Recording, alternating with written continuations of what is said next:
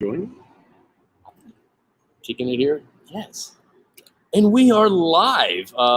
Good morning, everyone. It's going to take a little bit before the feed gets through, but I want to say good morning, everyone. And let's see what Monica just asked. You're not live on YouTube. That's because we just went live. Man, we're like 30 seconds late. I'm already getting heat from the house. She's keeping up with you. I know. At least she's watching. So good morning, everyone. My name is JP Warren, the founder of Connection Crüe, and we are sitting here with... I'm Omar Elizondo, Drilling and Completions Manager, Chesapeake Energy.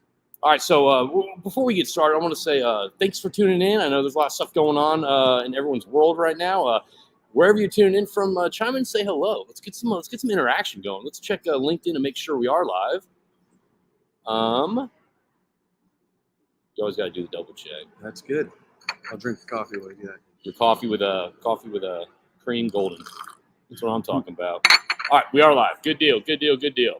All right, so Monica, good morning. It's been a minute. I miss you. I hope everything's going all right in Houston. And actually, I would kind of want to throw this out there. Monica she loves horror movies, okay? Like slashers, 80s horror, all the horror movies. Like when I'm traveling, she'll like fill me in on all the horror movies that she watches. It's pretty much what she does, okay? Very interested. And she actually entered a contest called the Face of Horror, HORROR. Okay. All right. So this is the last day that y'all could that you can vote, and she's currently first and all that stuff. So if she wins, she spends 2 nights at Buffalo Bill's house. I'm not doing that. Okay. She gets to have a death scene by some cat. So Monica, put the thing in there just in case people want to give you a little vote and say hello. So we Cody, you're actually on the list this morning to talk about. We're going to discuss the AED Mid-Con Symposium that occurred on Tuesday. So good morning, Cody, and I'll see you later this evening. What else we got? We got Will Abercrombie. Oh, man, Abercrombie. I haven't talked to him forever. How do you know him? Schlumberger. Really? Yeah. He was a supervisor, trader, and he's all over the place. Okay. Well, you can't, honestly, I think he went back to school, got his MBA or something like that. Yes, he did. It's in his title. He got his MBA. Look at that. Perfect. Look at that. Perfect.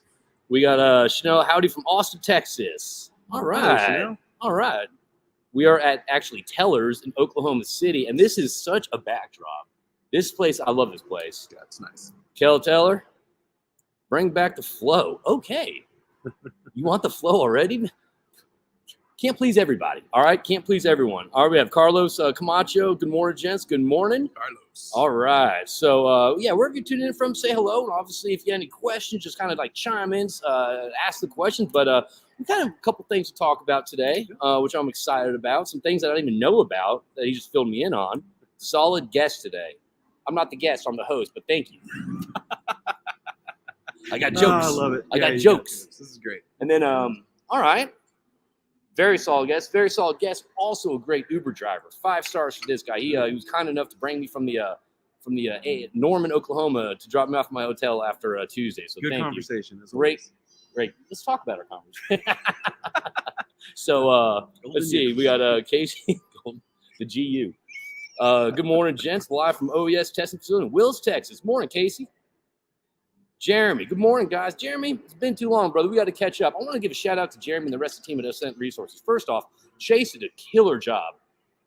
Chase Holderman did a killer job at the AD Symposium when he gave his talk. He's like a natural speaker, like I don't know if he gets nervous, but I get nervous. But Ascent Resources, love those guys. And that's a great segue to kind of what I'm going to plug right now before we kind of get this kicked off with that conversation. Kids Crüe. We're talking about, Kids Crüe, all right? Yeah. So Kids Crüe is pretty much Kids Crüe Oklahoma is coming up October 28th, and the whole goal of it is to ignite STEM interest, activities, to promote kind of STEM hobbies. Kids from 4 to 11, 12 come, and they so we have operators set up these little tables, these little STEM stations, and they do these experiments for the kids, and at the end the kids vote, and so it's kind of to ignite that passion for science, technology, engineering, and math. So everything posted from Houston, the Houston event, it looked awesome. It looked like the kids had a good time. I loved the involvement of your daughter in that as well. She was a little hand. She was volunteering, helping out, checking people in. So that's coming to Oklahoma City on October 28th. We're still looking for support. Tickets are on sale. Here's some sponsorship packages that are available. And if you're curious about that, you can reach out to me or check out connectioncrüe.com and go over to Kids Crüe. And I want to give a shout out, obviously, to our Oklahoma City friends and family, the community sponsors, Ascent Resources, Placer Walled Consulting, the stations. We have Novo Oil and Gas, 89 Energy, Rocks Exploration, Oventive. And I want to give a shout out to our STEM sponsors, New Park and Oventive. And it's going to be a great, great time. And I'm looking forward to it. I went to the Science Museum of Oklahoma last time I was here. Dude, that place is legit. It's pretty cool. They got this one thing. I made a video with like the water. Oh, yeah. I don't understand. Looks like it's moving upwards. Yeah, you're like, okay, is there a string here? It's not, because I got my jacket wet because I was trying to find that string. So we're pumped about that, and that's it's kind of 6 weeks away. So if you want to get involved in that, let me know and reach out to me. So what else? I think that is the only plug I have for that. But anyway, morning, Jeremy. All right, so let's get this kicked off. So I flew up here on Tuesday to go to the AED symposium that Jury, Cody, and Scott Witt were heavily involved with getting the speakers and presenting that. And man, my perception of that, like, I dug it. There was some good operators there. There were some good service companies there. The keynote speaker was DRW, David Ramsden Wood. And good speech. And we're going to kind of get in that speech first. But kind of what was your kind of outlook on the symposium as a whole? And you brought your team with you, right? Yeah, no, the symposium as a whole was good. We had a speaker, so I mean, obviously we had a good turnout. The event was the first event I'd been to as far as the AADE event is concerned. It is, yeah. Okay, all right. So yeah, we can get into that here in a little bit. But we will.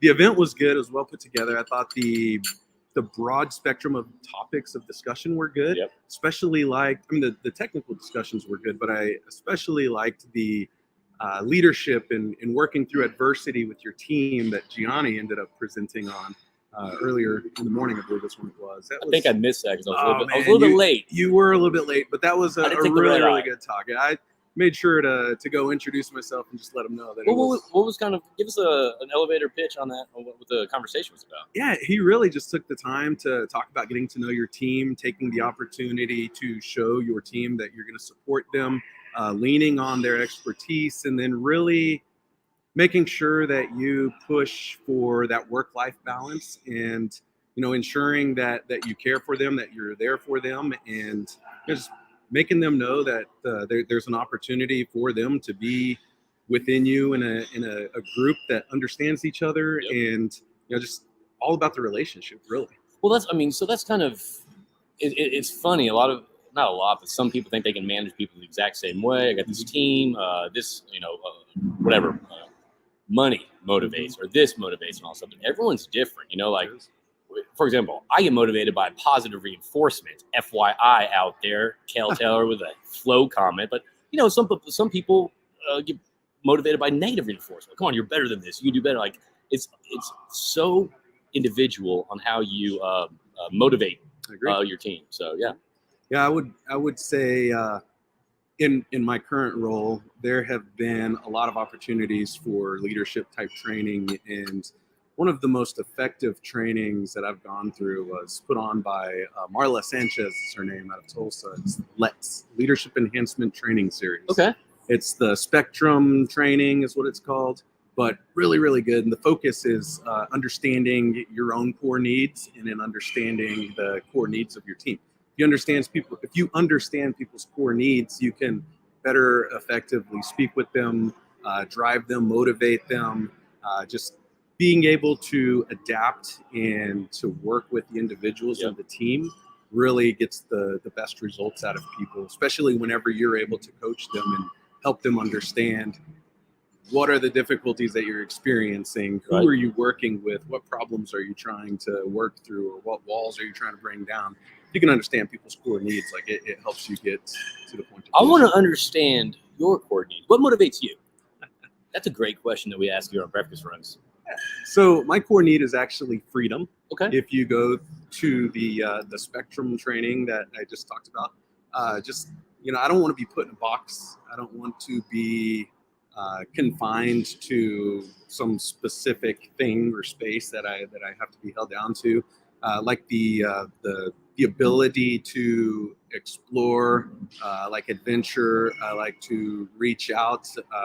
I'm a quick responder, and that's something that I have to keep in check as well sometimes. Yes. If I'm just going to blurt out stuff, I have to know who my audience is, who I'm working with, and I have to really understand okay, how's this person going to perceive me?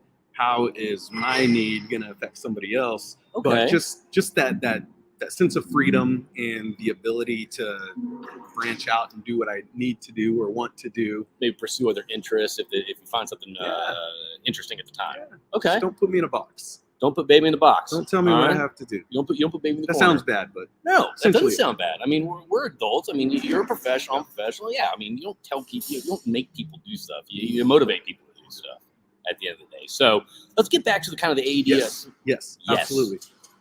The discussions, I think the technical discussions were really good. The discussion on floating casing in the Haynesville prompted a lot of questions. That was pretty cool to see. Who was that? That was Jeff O'Brien, right? Yes. Yes. Okay. It was pretty cool to see just to listen to all of the discussions that took place after that. That garnered the most questions out of all of the discussions and talks from what I saw. So that was cool. Why don't you give a plug to Chesapeake Cat?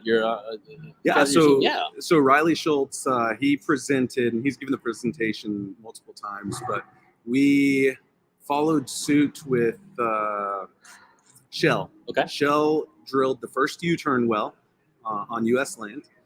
We saw that, and I think the team at the time was challenged to figure out how we could do that because there was a lot of applications in order to drill a U-turn well. So that was the topic of his discussion. We've drilled 4 to this point at Chesapeake, but just looking at the performance of those wells and the ability to drill the U-turn, exactly like it sounds, was pretty neat. And just the ability to complete it and turn it in line, they show good results. I love how it's this is a kind of a topic that. And I didn't know that he gave it the presentation multiple times. But I mean, you talk about like industry knowledge, best practice sharing. I think that's crucial for our industry. There's a lot of companies that operate tight hold. They don't want to give away their secrets, tricks of trade, and all that stuff. But whenever you have an operational success, right, and you are able to share that information with your peers, the industry stuff, I respect that. I love that. I think we should do more of that as an industry. Yeah, I think overall, Chesapeake used to be kind of tight hole, somewhat. Yeah. And it's one of those things, I think, with the leadership now, been very open to not being afraid to look over the fence, not being afraid to ask questions, and really being open to try to learn faster and avoid the mistakes that others have made. What do you think has caused that, I guess, shift in communication or exposure? I think just being able to recognize the fact that all of us in the industry are working towards a common goal. Yep. You have differentiations between your companies, between your assets, between your people, whatever you do. But if there is a willingness to work together to try to figure out how to best maximize your abilities. Hold on. The browser. All right. I think y'all can hear me. Let me connection. Make sure you have the right camera selected. All right. Please hold, everyone. I think you're hearing us, but let me fix the camera. This expensive piece of camera. Unbelievable. Let me know when it pops back up, if it does. Bear with us, everyone. We're going to try to do some technical stuff here. Your browser lost connection. No, it didn't. If you hold up, everyone. This is frustrating. Can you stop?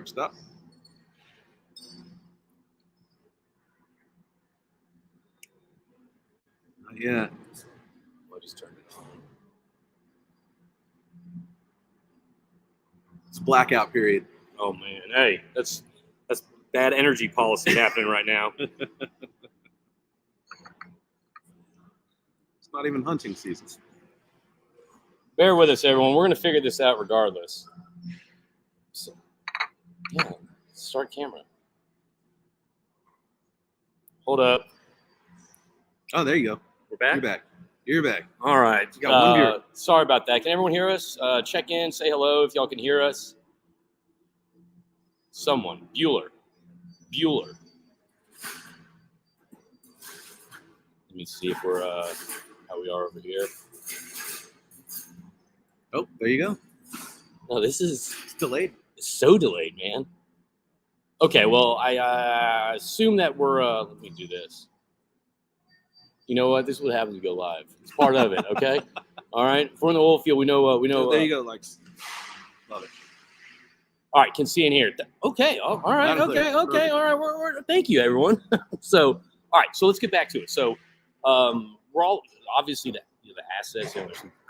Go ahead. Yeah, I just think overall everyone's trying to maximize the productivity of wells. You want to do everything quicker, faster. You got to be a prudent operator, and I think everyone understands those goals, and the ability to reduce that learning curve is something that, from a leadership front, I think when you have your managers, VPs, and everybody else encouraging you, learn as quickly as you can so we can get better. I mean, your people are going to embrace that. And So it benefits the community. it does. Yeah. It does. But I think, you got to be cautious and wary of like what you're going to share. You don't want to spill all the obviously you don't want beans, to show your cards. I mean, Yeah. it's still business. But if you want to be able to promote your company, promote your team, and really just show the industry what it is that you're working on from the leading edge, I mean, that's great stuff. I think it's cool stuff. I mean, there's a lot of. I mean, just from the talks at the AD symposium, there's a lot of cool stuff going on. Yeah. And overall that conversation, the topic of discussion with the U-turn well, Riley did a really good job. Yeah. And, the team did a really good job. But I think the focus there, as far as trusting your models, trusting your data that you have, and the inputs that went into making sure that you had the data and the information you needed to kind of help support you and guide you along that process, especially whenever they started running into any issues that they encountered. They quickly were able to react and overcome the issues that were there. And the fact that it was a success, I think, is huge. Yeah. I mean, it was cool for me. I was managing that area whenever we went to complete the well, so just seeing that done was coming neat to as well. fruition. All the planning. So let's talk about the keynote speech real quick. Second well. Yes, not the first one. No, that's old news. Let's get to the new news. The second well. So first one. There's been 4 of them. That's impressive. You heard it here on Breakfast Run. So let's talk about the keynote speech. It was, I always love watching it. So the keynote speaker was David Ramsden Wood, and he's always so.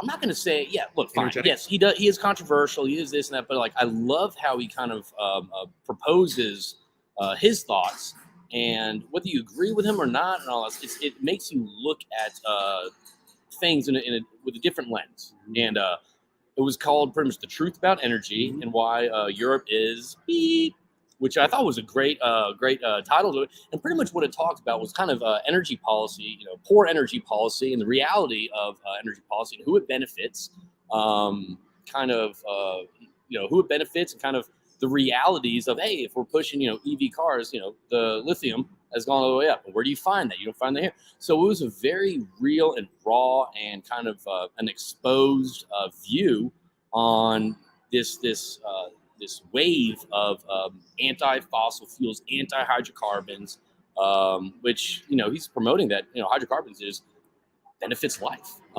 He had a Braveheart screenshot up, and he's like, this is where we were before, there was hydrocarbons. And it was kind of it was a funny thing, but he's talking about the raw materials for this going up, and kind of bringing who benefits from. So what was your takeaway from and also real quick, the last message, and I think this is important for everyone, is the message is we got to start talking. We got to start educating people that are outside of our bubble, because a lot of people don't know about energy. Before I joined the oil field, 2005, my first job was shooting woodpeckers out of derricks. But before I joined the oil field, I had no concept about energy, about how I filled my car up or where it came from, the technology behind it. So his message was we need to start communicating to people outside of our echo chamber, and just kind of the realities of energy. Not that you're wrong, I'm right, just kind of educating the masses. Yeah, I thought it was interesting. I mean, he touched on the Paris Climate Accords, who all was involved with that. That was the first time I've actually heard him speak. Really? Yeah, I've seen his name. Really loved whenever he showed the book with less than 600,000 copies sold. That was funny. But the talk was good. I think the information and the data that he was able to just speak to was amazing. It was pretty awesome. I thought the humor that he provided was really good. It kept it light. It was controversial for sure, but it was also humorous and engaging and informative. The information that he provided and showing and talking about the costs in order to incorporate all of the policy change, and what that's going to do on an average person Was within a 11. family? So every family's. I don't remember. I do. Okay. It's like $11,256 each family per person.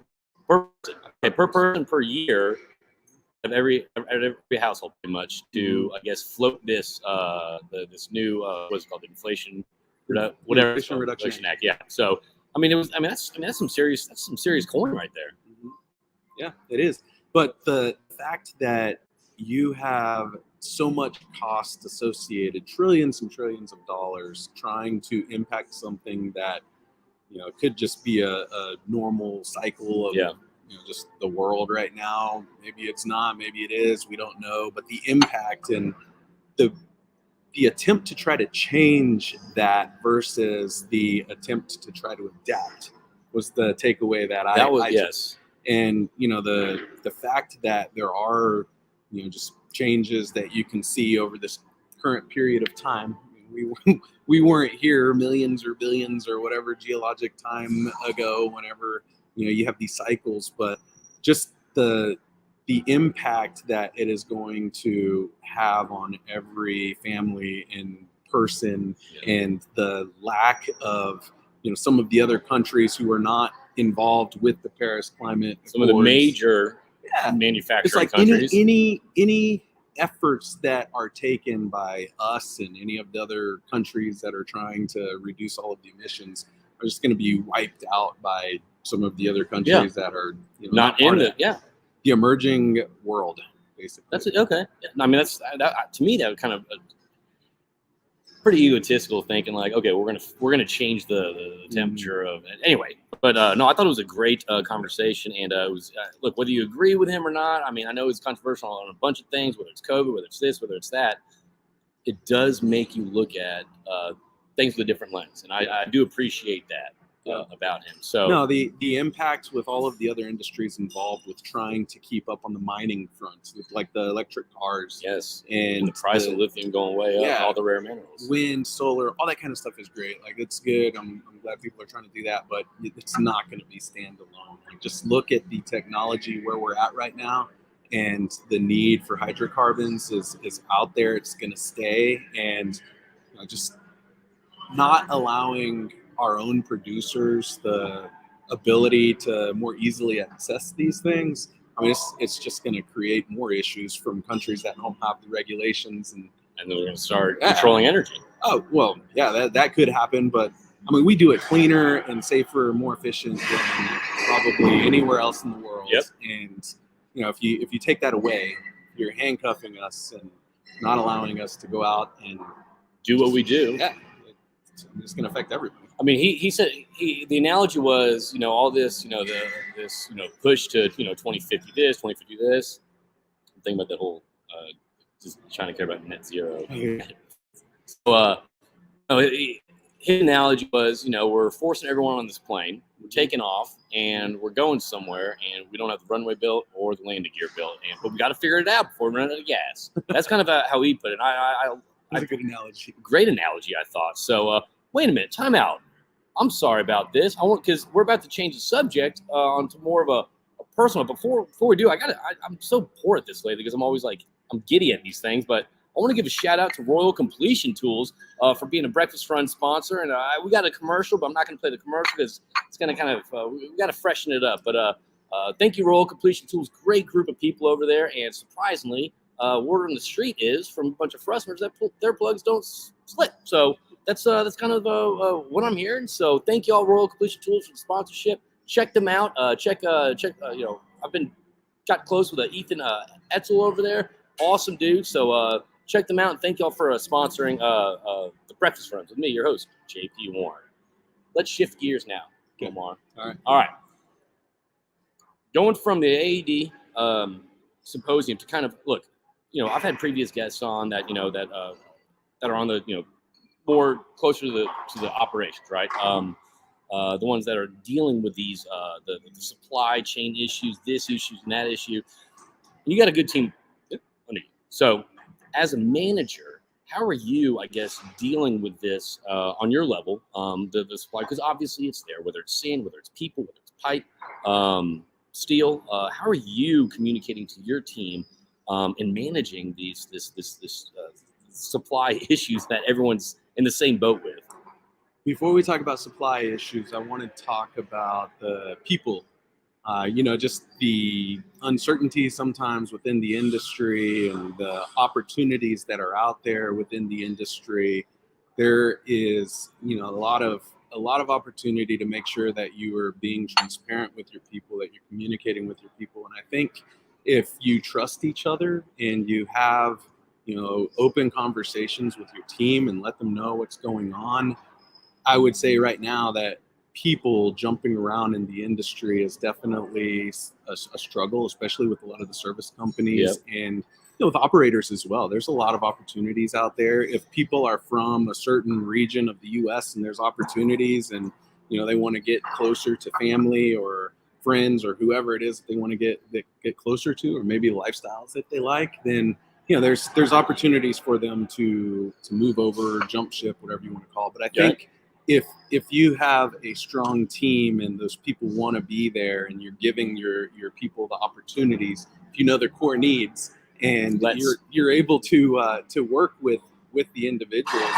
and provide them the opportunities for advancement or for spreading their wings and trying something else. I think if you communicate and let them know that, hey, we are actively working to make sure that your career path is following where it needs to go and where you want it to be, and you're still meeting the needs of the company and the business, I think that's a very good focus area, just so you try to maintain those personnel. So it's valuing the individuals. Letting the individuals know you value them, and also kind of develop them as well. Mm-hmm.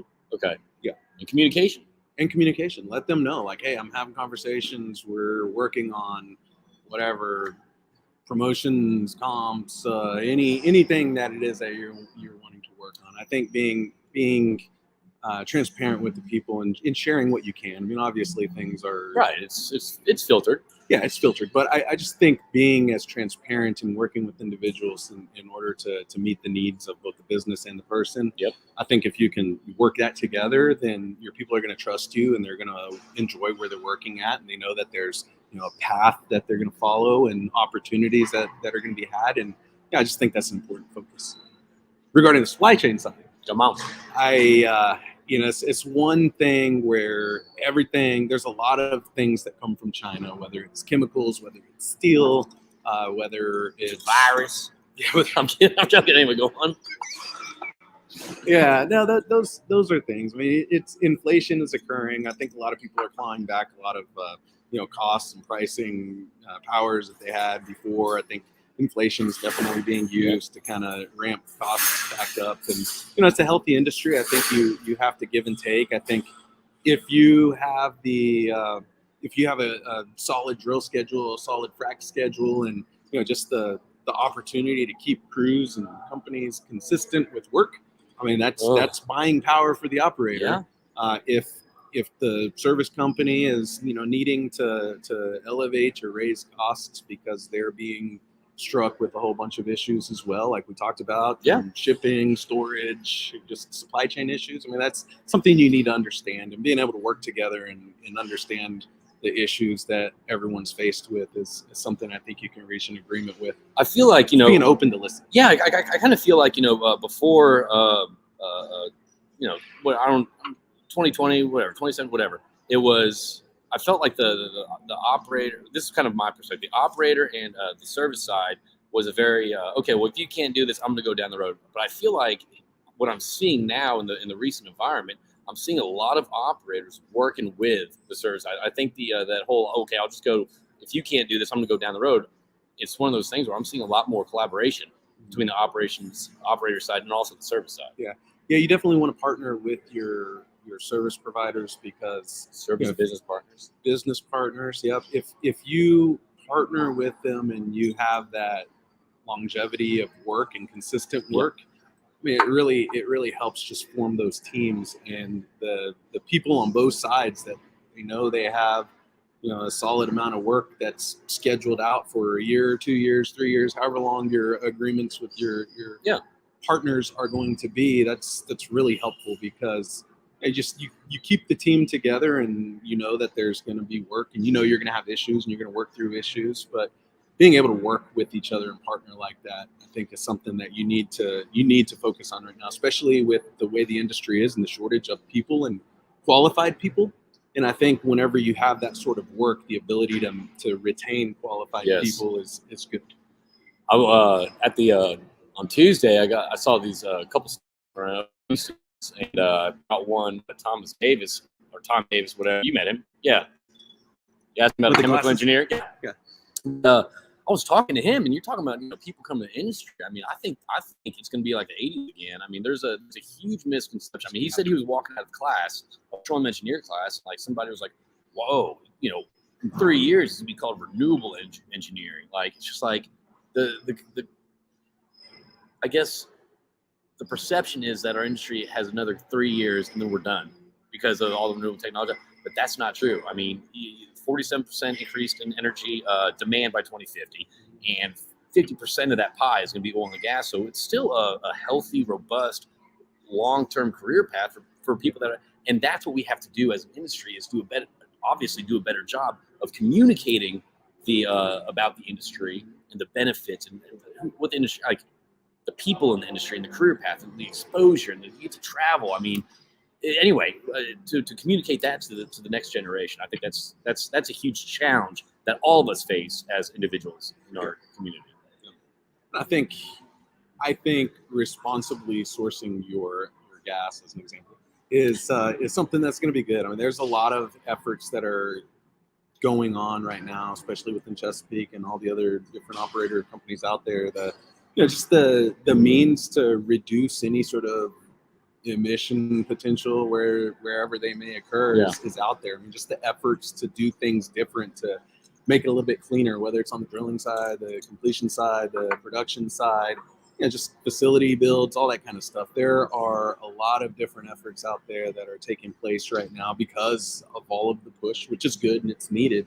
But I think staying on top of that, staying ahead of it, and doing the right thing is definitely something that a lot of the different operators out there are working towards, especially Chesapeake, trying to be cleaner, trying to be responsible. So let's talk about, for people that are not in Oklahoma or don't have operations or deal with Oklahoma and all stuff. Tell me, I mean, before we started, you kind of told me something that, so first off, we're challenged so much in our industry about this, that, and you actually brought something to the table too, the whole rail thing that you had to deal with.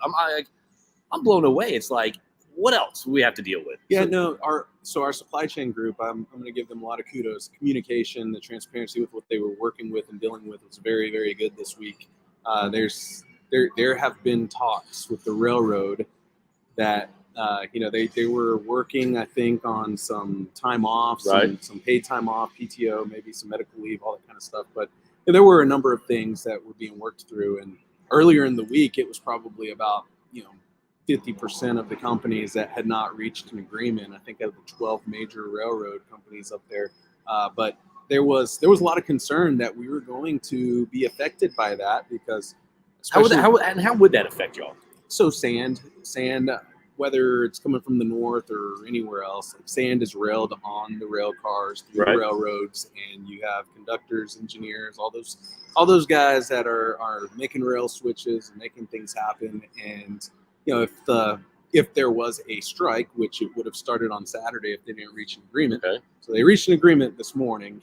Okay. From the latest communication. So that's good. I bet that's such a relief. But no, it is. But it would have affected us pretty bad. Probably not right off the bat, but 2 or 3 weeks down the road, however long it would have been. But that was an area of concern that we were following very closely because it looked like everything was going in the right direction. And then yesterday evening was like, man, it looks like it's going to be likely. And it might not have affected us right now in the immediate term, but some of the actions that were being taken with sand, it would have affected us down the road. Yeah, hopefully the ripple effect. Yeah, hopefully we won't see any effect. That they reached an agreement there, and that's just one of the things that's underlying that nobody usually ever hears about. What else do we have to deal with? Okay, so I'm about to open this up to questions from the audience, but what's keeping you excited about and obviously, the rhetoric, the narrative, and all stuff.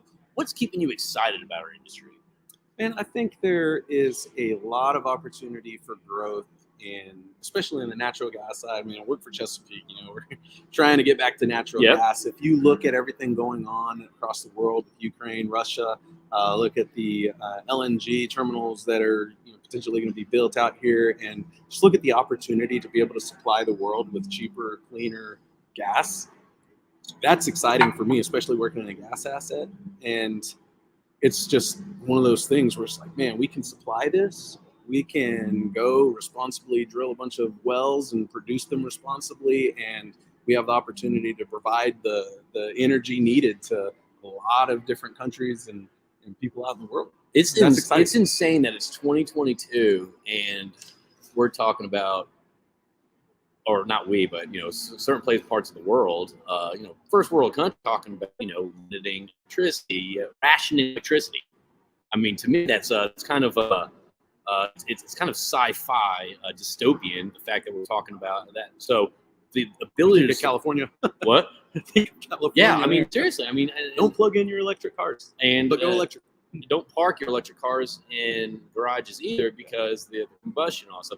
But it's interesting, the fact that give the opportunity to supply the energy so people the lights stay on, the heat stays on, this stays on. To me, and I had a conversation with a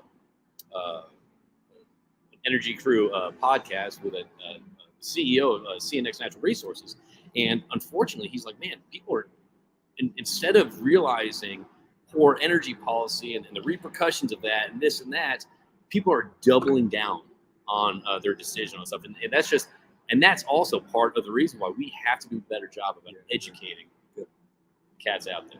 Yeah, I agree with you 100%. We do need to do a better job educating. Starts with kids. Crüe in Oklahoma City, October 28th. Some ship package available. What else is going on in your world, man? Let's flip it to you. You do the talking now. All right. Yeah, I've got some softball tournaments this weekend. My Okay. daughter's starting a tournament out in western Oklahoma, Sarah, Oklahoma. How far away is that for you? From here, about 2 hours. And so she plays. What position does she play?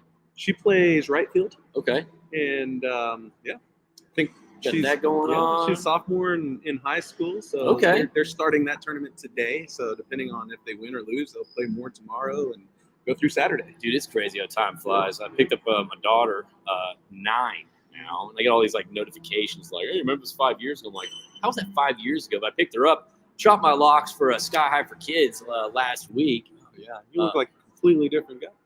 I know. I told my wife I'm gonna be more serious now, I'm gonna be more business focused. But no, I picked her up. What's funny, for those that don't know, I cut my hair and I raised about $13,000 for that. And of course, no one's happy about that. They want more. So they started talking smack about my mustache. And I said, okay, all right, well, put some donations in for the mustache shave. I raised about $1,000 for the mustache. So 14 grand. It was the cheapest, most expensive makeover I ever got. You know what I mean? And it was all to a great cause. I mean, at first I was doing it like joking around. Like, oh yeah, I'll cut my hair, I'll donate it. Yeah, big deal. But dude, going to this event, I mean, you see the impacts and all that stuff. So I picked my daughter up. I equated back in the 80s when all the dads shaved their mustaches. She was shocked, and she's like, "You look 13, Dad." I was like, Baby "Thanks." face. Thanks. I need an ID to go get a martini now. So I loved all the commercials and everything you put out. Or what would that be called? yeah, I'd say commercials. Okay. That's the thing, though. It's like I'm The like, hair blowing in the wind. Well, here's the deal. Starting this, I was taking myself way too serious. You know what I mean? I'm not. You talk about being your genuine self. I was taking myself way too serious, and it got to a point where it's like, man, I like having fun. I like bringing smiles, being stupid. So that's why I made those commercials. So if anyone out there has any questions for myself or Omar, go ahead, chime in now. We're gonna go through the comments now. So get your questions down. He's in the hot seat. I'm in the lukewarm seat. So go ahead. All right. Let's see what's going on. We got James Van Alstine, my buddy. So my acting buddy. I experienced juniors for the first time last night. That place is phenomenal. Old school, oilfield, martinis, brandy ice, fried chicken. That place is legit. So if anyone's in Oklahoma hasn't checked out juniors, check out that oilfield stomping ground. Kyle, you missed out, buddy. One of our superintendents, Haynesville superintendent on the completion side, Carl Meyer, every time he comes to town, that's where he wants to go. Is it really? Juniors. I get why, though. Oh, yeah. It's old school. It's an experience. And, It's such an experience. yeah. And then tonight we also have a Crüe Club event tonight, which I'm looking forward to. Absolutely. Okay. Well, does anyone have anything? You have any last word? Are you a reader? Do you read? I do like to read. Do you read business books, like professional business books? No, usually fictional books. The Where the Crawdads Sing. Okay. My wife wanted to watch that, and she read the book, and she was just like, "Hey, go read this before we go read the movie." So we went to Hawaii this summer. So before Is that worth it? Hawaii? Yeah, I've never. No, wait, no, we didn't go to Hawaii. We went to the Bahamas. Very different. Yeah. Oh my god. We take an expensive trip every summer, every year. I like that. Yeah. I like that. Is that one of y'all's tradition? It's become that way, and that Bahamas was the most beautiful water I've ever seen before in my life. The Exumas. Yeah. Yeah. So we went there. We went to Hawaii before, but that's where we went, and I read that book kind of on the way over there while we were there, standing in line through customs, and it was a really good book. But, Man, I've always tried to get in those, business books like, Good to Great and all that. Put an Audible. I'm like, I'm gonna get productive. I'd zone out after like 4 minutes, maybe a solid 4 minutes. So I realized that's not me. So I started downloading like the fictional books, like Ready Player One. Yeah, that was phenomenal. So that's kind of what I do now. So, but anyway, I think we got a lunch. We got to give a shout out to Michael Hale. We're gonna go catch up with a friend right now and go get some pizza. But I want to thank everyone for tuning in to Breakfast Runs with me, your host JP Warren, and I want to thank Omar for coming in to this dive bar of a set. We didn't talk about what 90s music. Let's talk about that. So, okay, we got time. I'm in. All right. So this is cool. So he was telling me that, so you couldn't make one event one time. You're like, hey, my son's in this Performance band. School of Rock. And I was like, oh, okay, that sounds awesome. Like, no worries, and I have fun. But he started sending me these the videos of his son jamming out. Basically, the song were like stuff that we grew up on, like Soundgarden, Alice in Chains, Pearl Jam, right? And he's rocking out. And I'm digging this. So 13 years old. What started, I guess, did he get that music taste from you? No. So walk me through this. So his mom was in the sports. I was in the sports. Not a musical bone in my body. He's my stepson, so his dad was also in the sports. But we went to Hawaii last year. He saw some guy playing an ukulele, and he saw that. He played saxophone, 6th grade, 7th grade saxophone. So alto saxophone, baritone saxophone, just really inclined towards the music. And everyone's like, oh, man, he's going to be a band nerd. But he just loved it. Like, my wife hates it when I say band nerd, by the way. So my wife's a band nerd. She's a musician. Oh, yeah. We were talking about that. It's cool. Yeah. But he just really picked it up, and he got the ukulele and, got him into some lessons. And once he started taking lessons. Eddie Vedder plays the ukulele. The instructor ended up introducing him to the bass guitar. Okay. So he got the bass guitar, and he's been playing the bass guitar for less than a year, and he'll just go out there and he can read music and he could just play things by ear. Yeah, but that's a talent, dude. I don't understand how people can do that. I don't know, but he loves Green Day. He loves all the numbers, like Blink 182, Sum 41. Like he likes the punk rock. 41. I've heard those guys in a long time. Okay, but that 98 Degrees, all that stuff. Guitar too. Yeah, 98. Backstreet Boys in Oklahoma City last night, by the way. Yeah. So there's actually a concert this weekend. Goo Goo Dolls. So Goo Goo Dolls are going to be here. You taking? Well, he asked to go, so it's just like, man, I got online. Like you could buy general admission tickets for $35, $40. So we'll probably end up as long as the softball tournaments end. As long as softball tournaments. Like my wife and I might take separate cars, so she can at least take them there, and I can finish the game. So who's providing this inspiration of great '90s bands? I mean, Soundgarden, Alice in Chains. I mean, you talked about where's he getting this? I guess fuego of the '90s. I think initially his lady friend. Okay, lady friend. I like that. Okay. It inspired him to get into track and cross country. Is he in a band? Performance band. Well, yes, he does. What's the band's name? Oh man, that's got to be tough. That's gotta be tough to have a band come up with a band's name. I can't even pick an appetizer half the time. The School of Rock band name was Jesus is Calling. Okay. I'm like, all right. That's really religious or it's really metal. I like it. you know, I'm a religious guy, so I'm like, okay, that's cool. Like, I hope you're not trying to be sacrilegious, but the other band names, I'm not sure what they're called. That's awesome though. So But he loves music. Very good. So he's sticking around with music and still jamming out. Oh yeah, I dig that, man. every day, and then he picked up the drums too.